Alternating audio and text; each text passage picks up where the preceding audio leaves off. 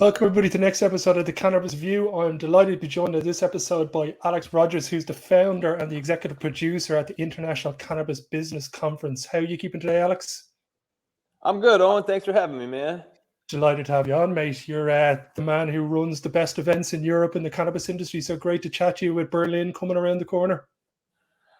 Hey, man, it's coming right up. We're working like dogs, and that's, all that glitter's not gold. Behind the scenes, it's not as glorious as those few days of the conference, that's for sure.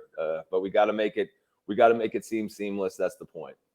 Yeah, and you seem to have a great team behind you. The guys who run the social media and all of the other people on the team seem to be top tier people. So a credit to you for finding them.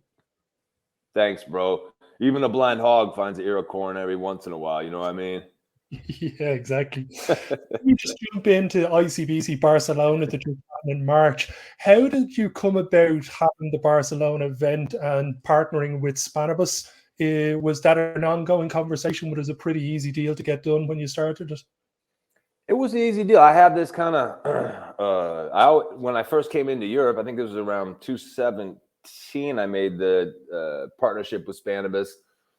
Honestly, I don't even remember. I think I contacted them. It's so long ago and so much has happened in between. I'm not sure, but basically, I think I contacted them, and I basically said, "Hey, I want to do this B2B event with you guys," and they were smart enough to understand that B2B was a important element that was going to come to Europe because everybody had seen it already happen in the States, and we just I don't know, it was like it was a totally seamless partnership, and with Carlos and with Jose, we've always had a wonderful relationship, and it just we just really just hit the ground running with them, and we didn't look back. So I was really happy then when I did it, because I wanted to associate with other big brands in Europe because I was the newbie. They saw the value, and then it was really incumbent upon me to be like, okay, I'm gonna show you the value of this B2B and make it a success. And they loved it because they see it as a compliment to what they do, and to just make that whole span of this week have that much more fervor. Incredible. So with Berlin coming just around the corner now, is there a process that you guys go through when you're choosing the panel speakers? Do you sit down and start, right, well, we want industry leaders first, or we want our keynote speaker first? What is the kind of first piece of the jigsaw when you're putting together the panels?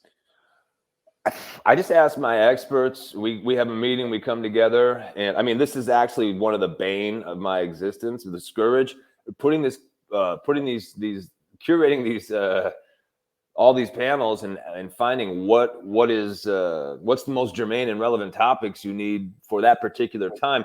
I mean, we got to come up with a schedule, right? But cannabis is dog years, right? So if we come up with a schedule 3 months ahead, 4 months ahead, we pretty much have to stick to it. But I like to be a little malleable and flexible, because things change so quickly. Case in point with what's happening in Germany right now. But basically, I sit down with my content team and my most trusted confidants and experts, and then we just say what's the most germane and relevant topics that need to be talked about right now in whatever respective jurisdiction we're having the event in.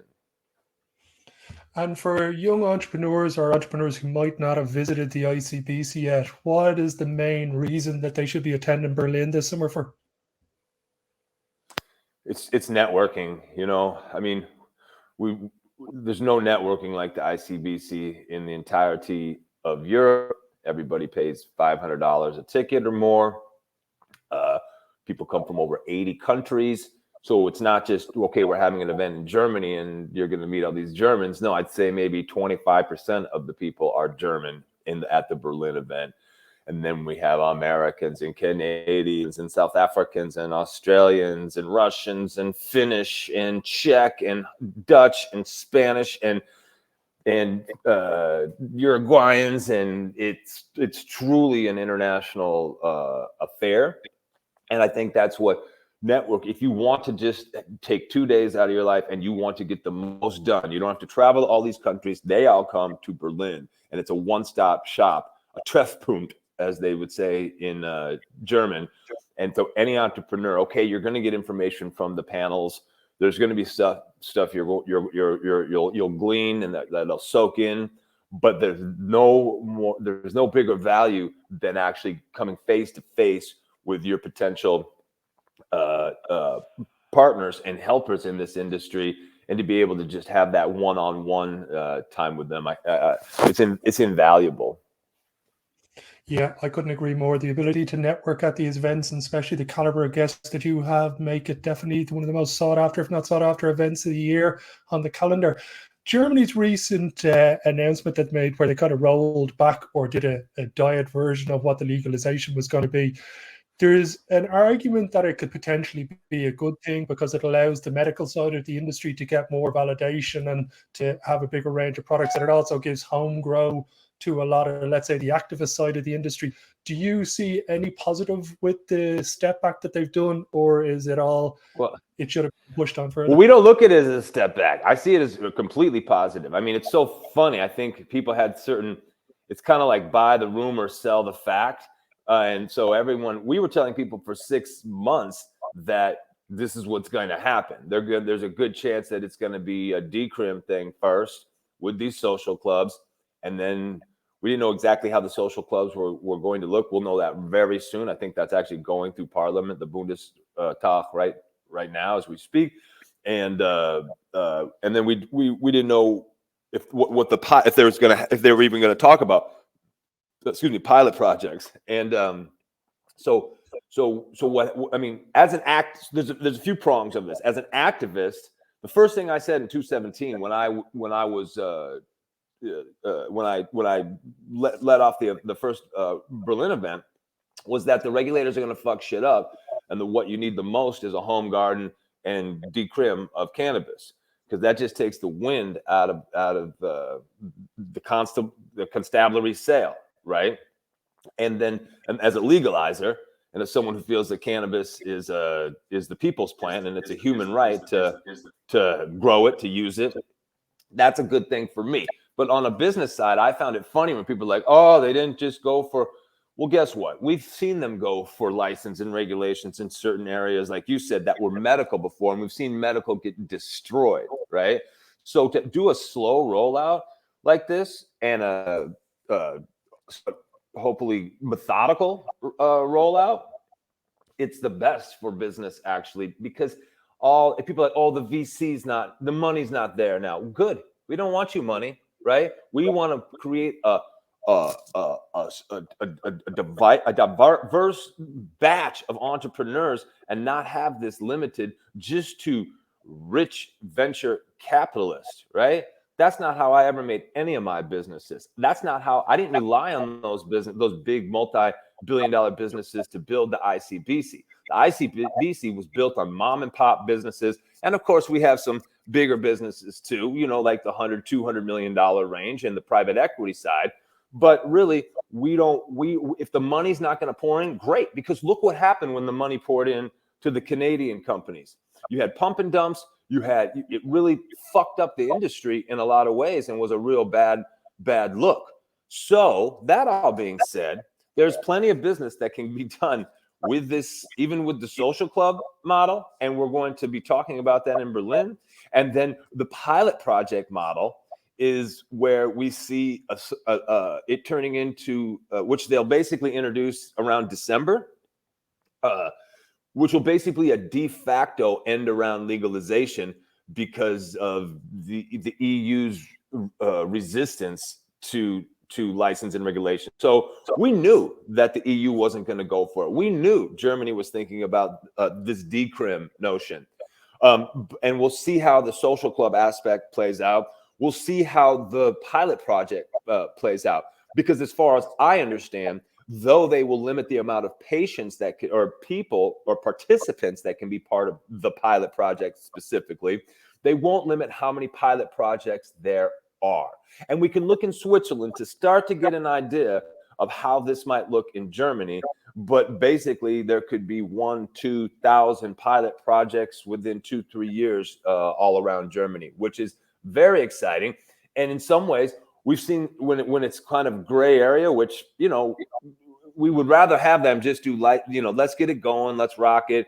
But because they didn't, it actually really helps the people. The average person is going to have a bigger advantage now in the market. Now, if you're a big cat and you want to be the Walmart of weed and blah, blah, blah, fuck off anyway, because we don't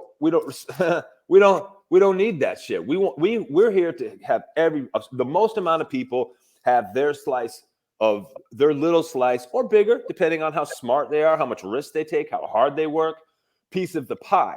But we want an even playing field. And so for me personally, I see this as just the movement in itself is good, no matter what. Just to see Germany do something like that, the movement's great.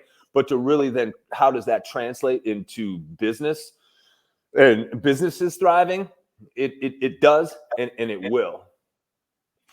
And do you see, we've just mentioned Switzerland there, we're off to Prague now at the end of the month. Do you see that little trifecta of countries having a massive influence on Europe? Or out of those three, who do you think is going to have the most successful, let's say, adult use market? Germany by far. I mean, there's just no question. They're already there by far. It's Germany has the size, they have the movement going, they have everything. And you see with Switzerland, they're very, it can be bureaucratic, and you can get caught up with a lot of things in Switzerland, and things go slow in general, even though Switzerland's been really cool on weed, for since I used to live there when it was quasi legal in the late 90s, right? It was amazing. But so Switzerland's always a fun country, but in terms of business, no, Switzerland just got decimated, their CBD market, right? They banked it all on CBD, and now these pilot projects, okay, cool, but how many pilot projects are there, and who's really doing it, and what has to happen for things to get done there? The real process. Germany, I don't see that. I don't see it's going to be as cumbersome to start these pilot projects, for certainly not these social clubs. And so if you're an ancillary business and you make trim machines, or you make extract machines, you're golden in the German market, because what we want is, if more cannabis is being grown, then and more and used, then all these ancillary products are going to be needed. So it's wonderful. It's wonderful to see this happen in Germany, and I think there's no question that we're going to see in just a few months all these opportunities abounding.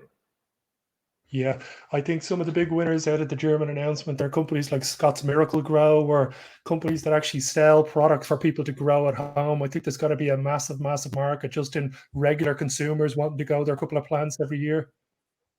Right, but you have to know that all the people now can get a surrogate to grow it, and there will be these big grows starting just under the social club auspices right now.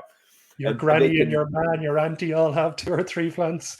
You're looking at 1,500 plant gardens, because if there can be 500 people for the social club and 3 plants allotted per 1,500 plant gardens.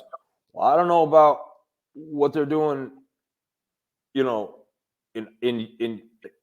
America, a 15 plant garden. Let me tell you something right now. Those folks know how to grow. So we're going to see a lot of American master growers come over to Europe right now and start getting these grows on, and then we'll see how the creative lawyering, how they'll set up and structure these entities. We saw under this kind of gray area in Oregon, we saw gray area in Canada. And we've got those multi-billion-dollar businesses in Canada evaluated under medical auspices, right?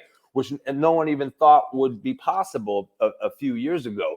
And then certain things happen in the market, and so many people are like, wah, wah, wah, wah, wah. It's like, who thinks that? You're not a real entrepreneur if something happens, if movement goes forward, and you're like, oh, No, it's kind of a soft way of thinking. And a champion way of thinking is we've had this movement, 1,500 plant gardens, pilot projects, and that's just the start. Let's get in, let's roll, let's see what's going on and where we can get in, where we fit in. And those are the folks that are gonna. I think that's going to be an obvious thing, though. By the end of the year, I think all these things I'm saying now are going to be like, oh, Alex was right. I can't, yeah. And now people are a little bit naysaying it, but I've just seen it happen in too many markets, too many jurisdictions, and I know exactly what's going to happen. The people are going to figure it out, and I think it's a huge boon, not only for the German market, but it's going to resonate all around Europe. Yeah, I couldn't agree more, mate. We've just finished the time. I know you're a very, very busy man, so I'm not going to keep you too much longer. For everybody who wants to check out ICBC Berlin, the website for International Cannabis Business Conference is below. It'll be posted in all the comments. Couldn't recommend attending this event more. Alex, thank you very much for your time today, mate. It's very much appreciated. Thanks, Owen. Appreciate you, brother. Not at all, my man. Have a good day, everybody. Until next episode.